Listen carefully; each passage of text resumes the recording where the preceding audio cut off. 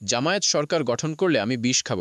কিশোরগঞ্জ ৪ আসনে ইটনা, মিঠামইন, অষ্টগ্রামে রাজাকারেরা জামায়াত নির্বাচনে জিতলে এবং জামায়াত সরকার গঠন করলে আমি বিষ খাব, এমন বক্তব্য দিয়েছেন আসনটিতে বিএনপি মনোনীত প্রার্থী অ্যাডভোকেট ফজলুর রহমান। তিনি বলেন, মুক্তিযুদ্ধের পক্ষে হাত তোলেন দেখি, রাজাকারের পক্ষে হাত তোলেন দেখি, একটা হাতও রাজাকারের পক্ষে ওঠে না। এরপরেও এরা নির্বাচন করে সরকার গঠন করবে। তার ভাষায়, ইটনা, মিঠামইন, অষ্টগ্রামে এরা পাশ কইরা ফেলব, আমি বিষ খাইয়াম। শুক্রবার ২১ নভেম্বর রাতে ইটনা সদর ইউনিয়নের ২ নং ওয়ার্ড বিএনপি আয়োজিত কর্মী সমাবেশে প্রধান অতিথির বক্তব্যে ফজলুর রহমান এসব কথা বলেন।